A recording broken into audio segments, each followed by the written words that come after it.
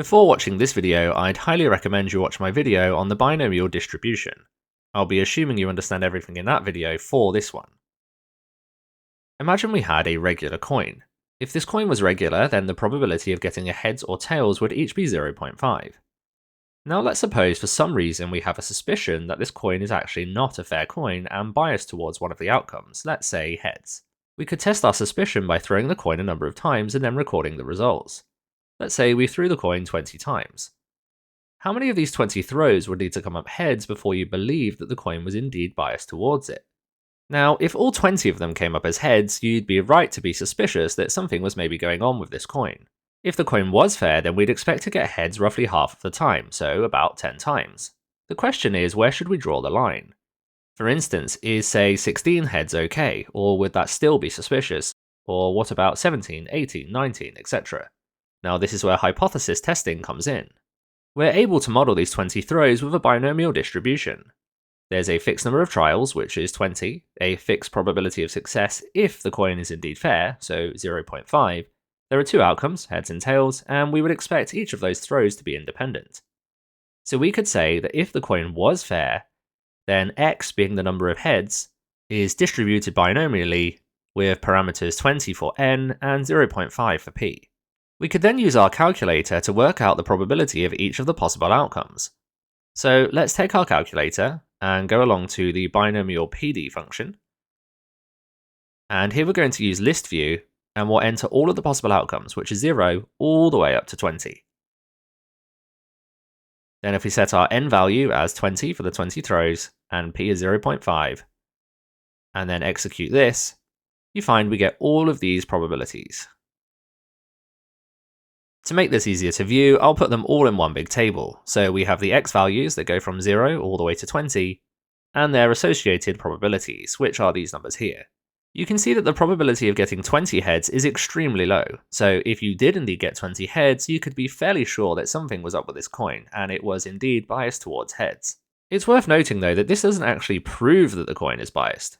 We could still throw 20 heads with a fair coin, it's just extremely unlikely. As we go back up the list, you can see that the outcomes become more likely, with the most likely outcome being the number 10, which has a probability of 0.176 or so.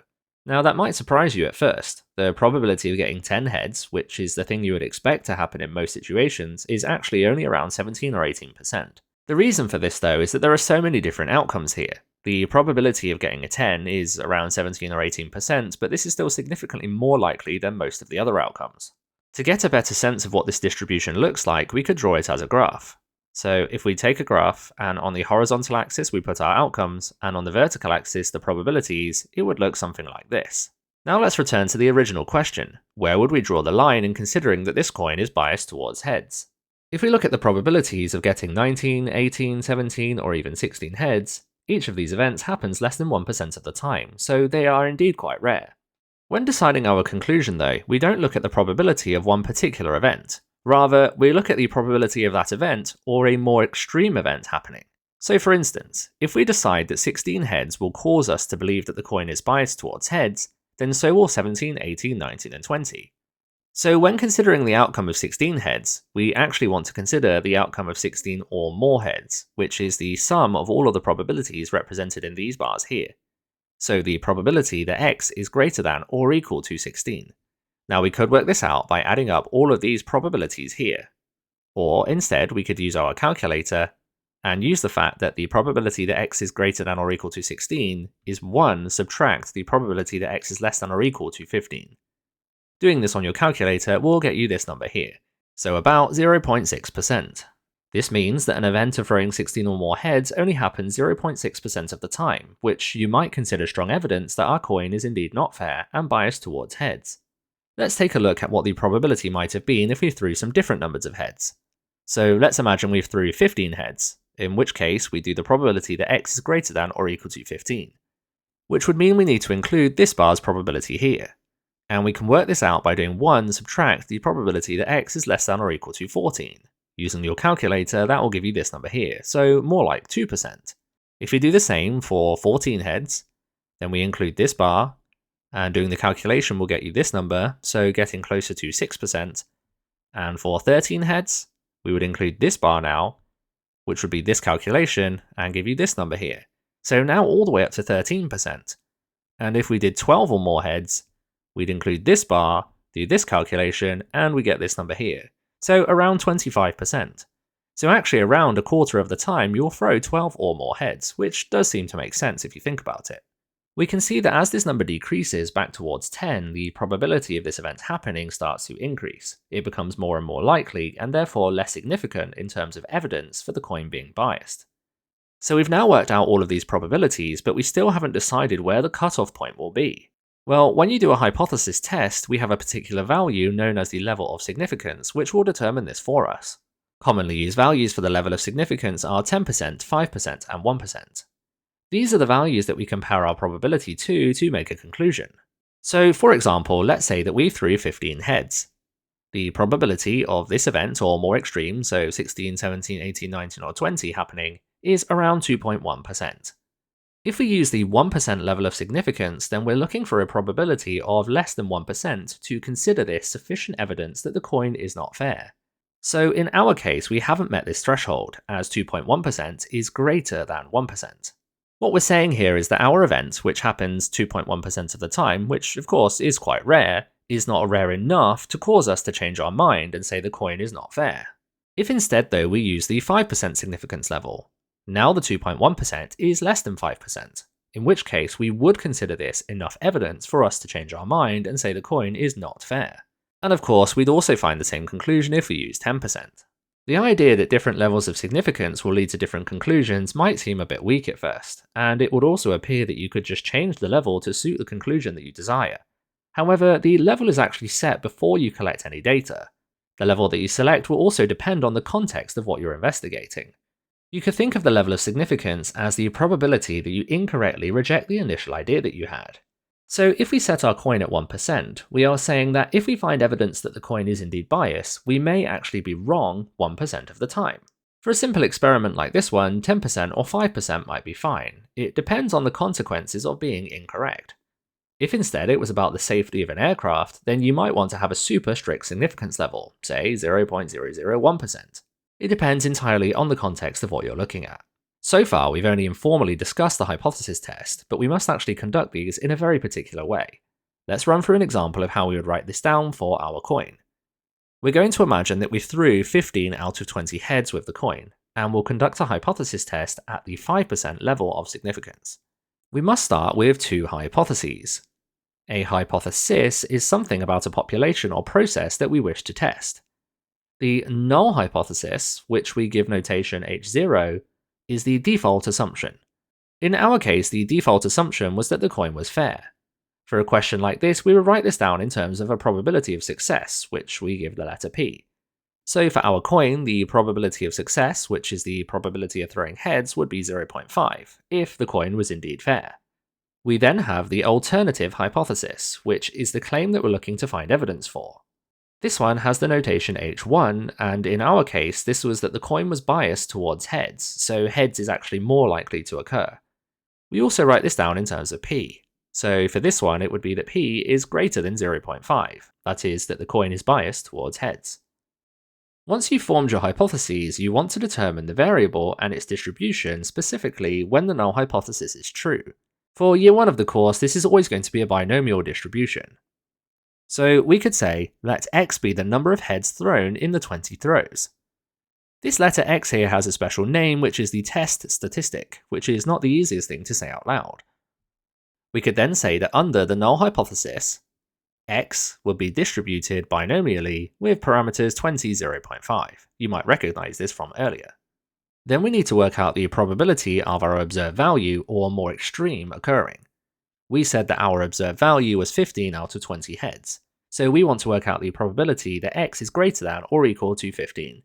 Now we did this one earlier, it's 1 subtract the probability that x is less than or equal to 14, which is 0.0206 and so on, so about 2.1%. This value here also has a particular name, which you need to know. It's called the p-value. The p-value is what you're going to compare to your level of significance to help you make your conclusion. In our case, the level of significance was 5%, so we're going to compare this p-value to 5%, or 0.05, and of course this value is less than 0.05. All we need to do now is make a decision relating to the null hypothesis and then write down a conclusion. Since our p-value is lower than the significance level, our event is more rare than the significance level, so we feel that the coin is actually biased towards heads and not fair. The way we write this down though is important. We need to decide whether we're going to reject or not reject the null hypothesis. So for this one, because we've met the threshold and have decided that the coin is probably biased, we're going to reject the null hypothesis, and that's what we write down. Reject H0. We then need to interpret this in the context of the question. Now, it's important that we don't claim that the null hypothesis is either true or false. We cannot say for sure. Instead, we must talk about whether we have sufficient or insufficient evidence to support the counterclaim. We must also always do this in the context of the question, so in our case, we're going to mention the coin. So an example of a sentence for this one is, there is sufficient evidence to support the claim that the coin is not fair and instead biased towards heads. You can see we've talked about sufficient evidence rather than proof, it's not true or false, and it's in context of the question here. This was about a coin being not fair and biased towards heads. So this would complete the hypothesis test. It's worth looking at what would have happened if we had a slightly different observed value for the number of heads. So what if our test statistic was instead 14 rather than 15? Well, let's have a look. We would do the probability that x is greater than or equal to 14, which would be 1 subtract the probability x is less than or equal to 13, which would give us this number here. Now, this p-value is actually greater than 5%, which would lead us to the opposite conclusion. Rather than rejecting H0, we would say do not reject H0. We would also need to modify this sentence, but it's actually quite easy. Rather than there being sufficient evidence, there is now insufficient evidence to support the claim, and everything else remains the same. Now let's try a couple of exam-style questions to see how they would be worded. In this first example, we're told that a supermarket previously found that 12% of its online grocery deliveries arrived late. After making changes to its delivery system, the supermarket claims that the proportion of late deliveries is now lower than 12%. In a random sample of 80 deliveries, 6 arrive late. Carry out a hypothesis test at the 10% level of significance to investigate the claim. So just like before, we're going to begin with our two hypotheses, H0 and H1. H0 is the null hypothesis, which is the default position. In the question, we're told that 12% of online grocery deliveries arrive late, so this will be our default position. We will assume that 12% always arrive late. In which case, if we randomly select one of these deliveries, the probability that it will be late is 12%, or 0.12. So we would say that H0, the null hypothesis, is that P is 0.12. Now the claim in this question is that because there's a new delivery system, the proportion of late deliveries is now lower than 12%. So in this case, the alternative hypothesis will be that P is less than 0.12. This is slightly different to the previous example where we had a greater than, but it works in the same sort of way. Next, we must define the test statistic and the distribution that it belongs to. So since we're looking at the number of late deliveries in this sample of 80, we would say let x be the number of late deliveries in the sample. Then under H0, x will be distributed binomially, and we need n, which will be these 80 deliveries here, and p, which of course will be 0.12 under H0. Next, we want to work out our p-value. In the question, we're told that 6 of the sample arrived late. If H0 were true, then we would expect 12% of those 80 deliveries to be late. 12% of 80 is 9.6, so our observed value of 6 is certainly lower than this, which would suggest perhaps that this proportion actually is lower than 0.12, but how significant is this result? To do that, we're going to need to work out the probability of getting 6 or more extreme. Now in this example, more extreme will actually be lower than 6. The lower the value, the more convinced you would be that the proportion is actually lower than 12%. So we want to work out the probability that x is less than or equal to 6. This differs from the previous example where we worked out the probability that we were greater than or equal to 15. To do this, we'll use our calculator. We'll go into Binomial CD, and then we want to select variable, and then we'll enter our value. So the x value is 6, the n value is n from our distribution, so 80, and p also from the distribution, 0.12. And if we work this out, we get this number here. So the probability that x is less than or equal to 6 is 0.14, and so on. This is our p-value. We must compare the p-value to the level of significance given in the question, which is 10%. So 0.14 and so on is greater than 0.1, or 10%. So what does this mean? Well, since 14% is greater than 10%, it means our event isn't rare enough to cause us to reject the null hypothesis. So we would say, do not reject H0. All we need to do now is write a sentence in context. Since we haven't found enough evidence to cause us to reject H0, we would say there is insufficient evidence to support the claim that. And a tip here is that the rest of this sentence can usually be found in the wording of the question. If you look up here, it says, the proportion of late deliveries is now lower than 12%. So we can end the sentence in this way. The proportion of late deliveries is now lower than 12%. And that's the question complete. Let's try a second example. In this one, we're told that on a busy road, it is known that 70% of drivers stick to the speed limit. After putting up a speed camera, the council claimed that the proportion of drivers sticking to the speed limit will now increase. In a random sample of 50 drivers, 42 were found to be sticking to the speed limit. Carry out a hypothesis test at the 5% level of significance to investigate the claim. So once again, we'll begin with the hypotheses H0 and H1. H0 is our default position. We're told that 70% of drivers stick to the speed limit. So if we randomly selected one of those, the probability would be 0.7. So p is 0.7. Now for the alternative hypothesis, the council is claiming the proportion of drivers that stick to the speed limit will increase. So our probability will also need to increase. So p will be greater than 0.7. Next, we need to define the test statistic and also its distribution. Since we're sampling drivers and seeing if they stick to the speed limit, we would say let x be the number of drivers sticking to the speed limit. Then, under H0, x will be distributed binomially, n will be 50 for the 50 drivers, and p will obviously be 0.7. Now we need to work out our p-value. We're told in the sample that 42 drivers were found to be sticking to the speed limit. If H0 was true, then we'd expect roughly 70% of those 50 drivers to be sticking to the limit. So we do 70% of 50, which is 35. So 42 is certainly greater than this, so it could suggest that there has been a change. But how significant is this number 42? Well, to work that out, we need to work out the probability of getting 42 or more extreme, and in this case, that would be even more than 42. So we want the probability that x is greater than or equal to 42. Which we can work out on the calculator by doing 1 subtract the probability that x is less than or equal to 41. Let's do that now. So again, we go along to our distribution and select binomial CD, and then we want variable, and our x value is 41, n is 50 for the 50 drivers, and p is 0.7. We'll see what this gives us, and it's this number here. Of course, we need to subtract this number from 1, so we'll go back to calculate and do 1 subtract answer, and that gives us this value here. So our p-value is 0.01825 and so on, so about 1.8%. Next we want to compare this p-value to the level of significance in the question, which is 5%. So our p-value 0.018 and so on is lower than 0.05 or 5%. So what would our conclusion be? Well, this shows that our event is very rare, more rare than 5%, in which case we would reject the null hypothesis. So that's what we write, reject H0, and then we need to give that conclusion in context. This time we have found enough evidence, so we would say there is sufficient evidence to support the claim that, and then we'll look in the question to complete the sentence, the proportion of drivers sticking to the speed limit will now increase, so we'll write that. And that's the question completed. In this example, we observed 42 drivers sticking to the speed limit, which caused us to reject H0. But what would have happened if we had observed different numbers? Well, if it was 43 drivers, we would have still rejected because that's an even more extreme event. And the same for 44, 45, all the way up to 50. But we can't just be sure that if we go in the other direction, we would not reject. What about if we had observed 41?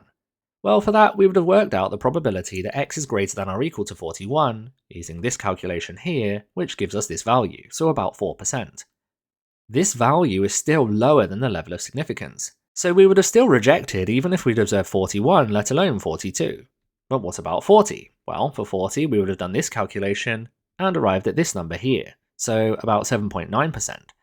This value is actually greater than the level of significance, so we would have not rejected. So 40 would have caused us to not reject, and that would be the same for 39 and any value lower than this as well. This splits our sample space into two distinct regions. This first region here is all of the values that would cause us to reject H0, and we call that the critical region. The other region is all of the values where we would not reject H0, and we call that the acceptance region. Let's take a closer look at the values where we switch from one region to the other. So between 40 and 41. The probability that x was greater than or equal to 41 was this number here, and the probability that x was greater than or equal to 40 was this number here. That means our level of significance is somewhere in between these, and since 5% is actually close to 4%, it will be slightly closer to the 41 perhaps. Although technically it can't be in between these at all. That would imply that you could get 40 point something drivers, and that's not possible. The number of drivers must be an integer, so 40 or 41. This has some implications for the level of significance that we use for the test. We define the level of significance as the probability of incorrectly rejecting the null hypothesis. So in this example, we would say there's a 5% chance that we incorrectly reject H0. This makes sense because if H0 is actually true, there's still a 5% chance that this event or more extreme could happen. However, in this example, we can't actually have exactly 5%. In fact, it's very unlikely that one of our observed values will be bang on 5%. This means we define something called the actual significance level of the test. This will correspond to the probability of the first value inside the critical region, so the probability that x is greater than or equal to 41, which was this value here. So despite the level of significance being set at 5% in this test, the actual level of significance is 4.02%. Let's have a look at another example now that uses the ideas of critical and acceptance regions and the actual level of significance.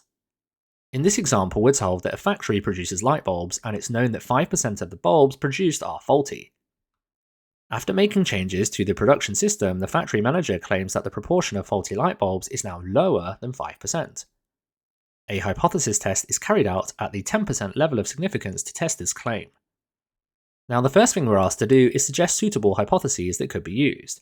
Note, this doesn't ask us to complete a full hypothesis test, so this will just be a 1-mark question. So we want H0 and H1. Looking at the question, the default position is that 5% of all the bulbs produced are faulty, so the probability of selecting a faulty light bulb will be 0.05. For H1, we want to look at the claim, which is that the proportion of faulty light bulbs is now lower than 5%, so P is less than 0.05. We are then told that 160 of the light bulbs are sampled, and we want to find the critical region and acceptance region for this test. Notice we weren't told how many of that sample were faulty. That will come later on in the question. A good starting point is to work out what we would expect to happen if H0 were true. There are 160 light bulbs in the sample, and if H0 is true, then 5% of those are faulty. So let's do 5% of 160, which is 8. So we would expect around 8 faulty light bulbs if H0 were true.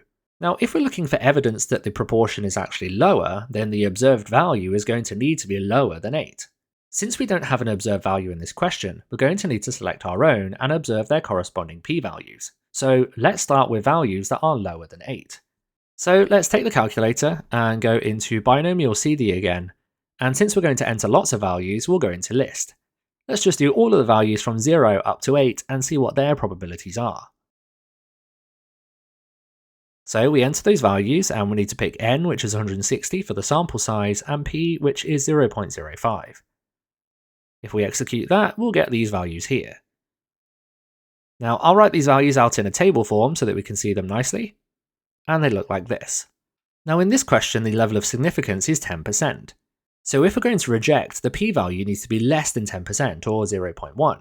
We can see that all of these p-values here are less than 0.1, so this would be the critical region where we would reject H0. These p-values are then all greater than 0.1, so this would be our acceptance region. The regions themselves, though, are defined by the x-values that give you these probabilities. So the x-values from 0 to 4 would form our critical region, which we could write as x is less than or equal to 4. For the acceptance region, it's any of these values, and in fact any values above this as well, since obviously 9, 10, 11, and so on will still be greater values. So the acceptance region is x is greater than or equal to 5. Now both of these will be acceptable answers in exams, but some people might tell you that technically we should write the critical region as any x value between 0 and 4, since we don't want any negative values, and technically the acceptance region should therefore be any value between 5 and 160. Let's have a look at part C of this question. In part C, we're asked to state the actual level of significance. So if we bring back those probabilities, we can see that this line here splits it into two regions. The actual significance level will be the probability of the first value inside that critical region, which is this one here. So the actual significance level is not 10%, but 9.38%. In the final part of the question, we're told that 3 of the light bulbs in the sample are found to be faulty, and we need to state the conclusion of the hypothesis test. Well, since we know the critical region and acceptance region, this is quite easy. We were told that 3 of the light bulbs in the sample are faulty, and 3 is inside the critical region since it's less than or equal to 4. This means we can tell immediately that we would reject H0, and we don't need to work out the corresponding p-value since we know the critical region. So we could state reject H0, and then we'll do our conclusion in context. There is sufficient evidence to support the claim that, and then we'll look in the question to see if we can complete the sentence, the proportion of light bulbs is now lower than 5%, and that's what we write down. All of the questions we've looked at so far have had something in common. When we look at the alternative hypothesis, it's always been that p is greater than some value or p is less than some value. These are known as one-tail tests. The tail of a distribution is just one end of it. If we look at the distribution from the very first example with the coin, then this part here is known as the upper tail. There are some examples where you need to consider both tails, and these are known as two-tailed tests. Let's have a look at an example. We're told that a company finds that 27% of recipients complete an online survey when it's sent by email. They wish to investigate whether the completion rate is different if sent by text message. The company sends 30 text messages, and of these, 13 resulted in completed surveys, and we need to carry out a hypothesis test at the 5% level of significance to determine if the survey completion rate is different if sent by text message. Now for the null hypothesis, H0, things are as before. We're told that 27% of recipients complete the survey, so our default position is that p will be 0.27. However, for H1, things are a little bit different. Rather than being told that the completion rate has increased or decreased, we're told to investigate whether it's different, which means it could increase or decrease. So this means we need to change the alternative hypothesis. Instead of p being greater than or less than 0.27, we just want it to not be 0.27. Which we could write as p being unequal to 0.27. Next we'll define the test statistic and distribution. So we'll say let x be the number of surveys completed that were received by text message. Then, under H0, x will be distributed binomially. We can get n from the question, the sample size is 30, and the probability under H0 will be 0.27. Now let's take a closer look at this distribution with a diagram. It would look something like this. Remember, for this test, it's two-tailed, which means our value could lie in either this tail or this tail and still cause us to reject H0. We do need to be very careful with our level of significance though, which in this test is 5%. Since the value we observe could be in either of these tails, we have to split the level of significance across both of them. This means halving it. So we consider that there's 2.5% at each end. As it happens, our observed value is 13, which we can see from the diagram is definitely in the upper tail. However, without a diagram, this is not so easy to spot, but fortunately there is a way. If we return to the distribution over here and consider what we would expect to happen. Since n is 30 and p is 0.27, we could find what we would expect to happen by doing 27% of 30. 27% of 30 is 8.1. This makes it easier to see that 13 must be in the upper tail since 13 is greater than 8.1. Since 13 is in the upper tail, we want to work out the probability of getting 13 or even more extreme, so 13 or more, which is the probability that x is greater than or equal to 13. We would do this by finding 1 subtract the probability that x is less than or equal to 12, which would give you this value here. Now we want to compare this value to the level of significance, but we must remember that we've assigned 2.5% of that to each of the tails. So we would compare this value with 2.5%. So 0.025, which this value is greater than. This would mean the event is not rare enough to cause us to reject the null hypothesis, so we would write do not reject the null hypothesis. A word of warning, if you incorrectly use 0.05 here, then this value would have been less than 0.05 and you would have ended up with the wrong conclusion. So it's very important with a two-tailed test to remember to compare your probability to half of the significance level. All that's left to do to finish this question is our conclusion in context. So since we're saying do not reject H0, we would say there is insufficient evidence to support the claim that, and if we look at the wording in the question, we can see that we need to finish by saying the completion rate is different if sent by text message. There is one other important distinction we need to make with two-tailed tests. Let's take a closer look at the probability calculation. This value here was normally called the p-value, and we compared that to the level of significance. However, we know the level of significance from this test is actually 5% or 0.05. But we weren't allowed to compare this 0.039 value with 5% or we would have had the wrong conclusion. But it's also wrong to say that 2.5% is the level of significance, that's half of it, and we did that because we had a two-tailed test. What we need to understand from this is that comparing 0.039 and so on to 0.025 is the same as comparing double this probability, so 0.0789 and so on, with the true level of significance of 5%. That means that this value here is the true p-value for this test, and this is the true significance level. So if an exam question does a two-tailed test like this and asks you for the p-value, you must give double the probability that you actually calculated. However, it's worth noting that if your exam board is AQA, this doesn't apply. Because of the ambiguity here, AQA won't ask a question like this. If it comes up on Edexcel though, the p-value is 0.0789 and so on for this question. Let's have a look at a second example of a two-tailed test. Last year, 80% of students correctly returned their trays in the school canteen. This year, the school changes the layout of the tray collection and return points. The head teacher wishes to know if the proportion of trays correctly returned has changed. They decide to sample the next 60 students to see if they return their trays correctly. Then, they carry out a hypothesis test at the 10% level of significance. And we need to suggest suitable hypotheses that could be used. So, we want H0 and H1. H0, the default position, is that 80% return their trays correctly, so P will be 0.8. In this question, the head teacher simply wants to know if the proportion has changed or is different, in which case we would write H1 is P is unequal to 0.8. It doesn't matter whether it goes up or down as long as it's different. For the second part of the question, we're asked to find the critical and acceptance regions for this test. Since this question is two-tailed, we will have a critical region at each end, and the level of significance is 10%, so we'll assign 5% to each of those tails. Let's define our test statistic. So let x be the number of students who return trays correctly, and then under H0, x will be distributed binomially. We have 60 students in the sample, so n is 60, and p is going to be 0.8. Now, since we don't have an observed value and we're looking for the critical region, we're going to have to enter our own values. But it's a good idea to work out what we would expect first. We would expect 80% of these 60 trays to be returned correctly under H0. So doing 80% of 60 is 48. So we're looking for one tail that's lower than 48 and one tail that's greater than 48. Let's start with the lower tail. We'll take our calculator and go into distribution, and then binomial CD, and we'll select list this time since we're going to enter lots of values. Now, there's no good way of deciding these values, you're just going to pick values that are less than 48, and hope that we end up in the right sort of region with the probabilities. N is 60, and P is 0.8, and I've entered the values from 40 to 48, and you can see that these probabilities are in the right sort of region. Remember, we're looking for the point where it crosses over 5%, so 0.05, and you can see we've actually got that on the screen here. It's between 42 and 43. So from this, we can write down the probability that x is less than or equal to 42 is 0.0426 and so on, which is less than 0.05, and the probability that it's less than or equal to 43 is 0.0772 and so on, which is greater than 0.05.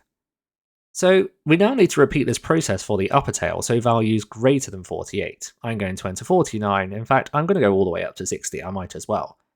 And then we'll do this, and we'll see these probabilities. Now this time it's slightly different since we're on the upper tail. Remember, we're going to subtract these values from 1. So we're looking for values that are near to 0.95, since 0.95 subtracted from 1 will give us the 0.05 that we need. You can see here that we cross over the value of 0.95 between the x values of 52 and 53, but we do have to be careful here. Remember, when you do the probability that we're greater than or equal to a value, you'll do 1 subtract the probability you're less than or equal to the previous value. So if we want to use the value for 52 here, we're actually working out the probability that we are greater than or equal to 53, which will be 1 subtract the probability we're less than or equal to 52, which is our 0.933 from the calculator, which will give us this value here, which is greater than 0.05. Then to use the value on the calculator that's listed next to 53, we're actually doing the probability that x is greater than or equal to 54, which will be 1 subtract the probability we're less than or equal to 53, which is 1 subtract 0.9691, which will give us this value here, which is now less than 0.05. Now, using all of this information, we're able to write down our critical and acceptance regions. The critical region will be the x values where the probability we find is less than 0.05, which is these ones here. So the critical region will actually be in two parts. X is either less than or equal to 42, or greater than or equal to 54. The remaining values will be the acceptance region, since here the probability observed is greater than 0.05. So the acceptance region is any value in between these, so from 43 to 53. It's not necessary for this question, but it's worth looking at what these look like on a diagram.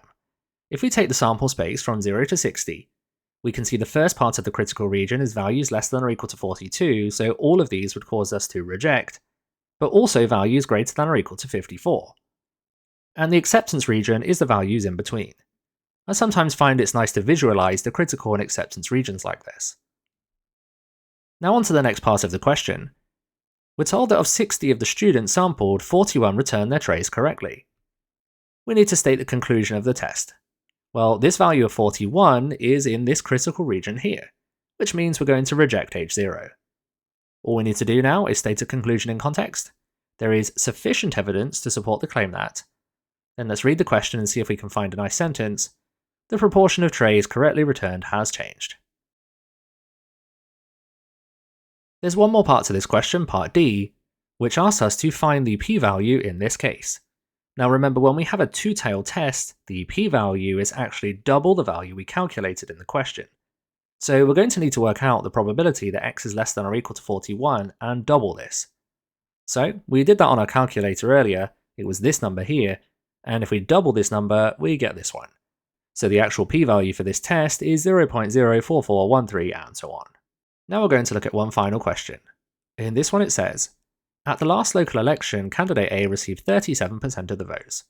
A polling company surveys 80 voters ahead of the upcoming election to see if support for candidate A has changed. They conduct a hypothesis test at the 5% level of significance. Part A says, suggest suitable hypotheses that could be used. So we want H0 and H1. H0 is the default position, which is that candidate A received 37% of the vote, so P would be 0.37. And then for this question, it's saying that the support has changed. So we've got a two-tailed test, P is unequal to 0.37. For part B of this question, we're asked to state the critical region for the test. Now, this one's slightly different to the previous one. The wording is important. It says state the probability associated with each tail, which should be as close to 2.5% as possible. This as close to 2.5% as possible is different to the method we've used previously. Previously, when finding the critical region, we looked for the x value that gave us the first value that was lower than 2.5%, say.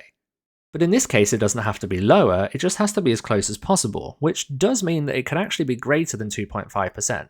This might seem strange at first, but it is another way of working out critical regions. The good news is the exam question will always be clear if they want you to use this method. Let's have a look at how this looks visually. Imagine we had some distribution, and we worked out the probability we were less than or equal to this value here at 2.1%, and the probability we were less than or equal to this value as 2.7%. Now, ordinarily, this would be our critical region, since 2.1% here is the best value we can find that's still less than 2.5%. And of course 2.7% would be greater than 2.5, so we would not reject the null hypothesis in this case, so that can't go in the critical region. But in this particular question, it doesn't matter which side of the 2.5% you're on, it matters whether you're closer, and 2.7% is actually closer than 2.1%. So we would actually include this value in the critical region as well. At the upper end, let's imagine the probability you were greater than or equal to this value was say 3.5%, and greater than or equal to this value was 1.9%.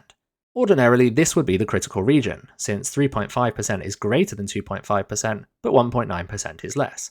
So which one's closer? Well, actually this time 1.9% is closer, so we would have the same critical region for the upper tail here. That would mean rather than having 2.5% at each end, we actually have 2.7% at this end and 1.9% at this end. Altogether then, this gives a total of 4.6%. So remember earlier we talked about the actual level of significance for the test. For this one, it would be 4.6%. Now, this is just a made-up example, let's return to our question. Let's define our test statistic, which for this one could be the number of voters who intended to vote for candidate A. Then under H0, this will be distributed binomially. We have 80 voters, and the probability will be 0.37.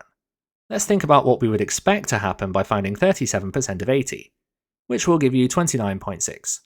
So our lower tail is going to be lower than this, and our upper tail is going to be greater than this. Now I'm going to skip the calculator part here just to speed things up. I'll just show you the values that are relevant to each tail.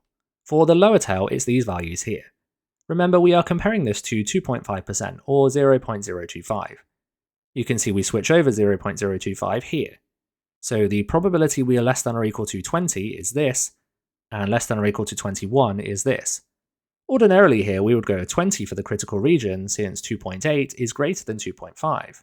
However, in this one, we're looking for the one that's closer, and 2.8 is actually much closer. So we would say that this one is the one we would use for our critical region, so its x is less than or equal to 21. For the upper tail, we get these values here. And since we're looking for 2.5%, we want to find where we cross over 0.975. That switch happens between these two values here. This is one of those ones where we have to be really careful again. If we're going to use the probability for 37 here, that's actually less than or equal to 37, which we would use in the calculation for the probability we're greater than or equal to 38. So the probability we're greater than or equal to 38 is 1 subtract the probability we're less than or equal to 37, which is 1 subtract 0.9649, and so on, which gives you this value here. If we do the same for the other one, we get the probability that x is greater than or equal to 39, 1 subtract probability we're less than or equal to 38, which is 1 subtract 0.9791, which gives you this value here. So we can see that these two values are either side of 0.025, the question is which one's closer, and it's actually this one this time. So our critical region will be x is greater than or equal to 39. So if we state our final critical region, it's in two parts. It's x is less than or equal to 21, or x is greater than or equal to 39, and the question did say to state the probability associated with each tail, so we do need to write these values down as well. And on to the final parts of this question. We are told that of the 80 voters sampled, 33 intend to vote for candidate A, and we're asked to state the conclusion of the test. Well, 33 is not in this critical region. It's not less than or equal to 21 or greater than or equal to 39. So we would not reject H0. So that's what we write down. Do not reject H0. And our conclusion. There is insufficient evidence to suggest that the support for candidate A has changed. For part D of this question, we need to state the actual level of significance of the test. This will just be the sum of the two probabilities from the critical region, so the sum of these two numbers here. If you add these up, you find the actual significance level is 0.04903, or about 4.9%. Thank you for watching this video, I hope you found it useful. Check out the one I think you should watch next, subscribe so you don't miss out on future videos, and why not try the exam questions in this video's description.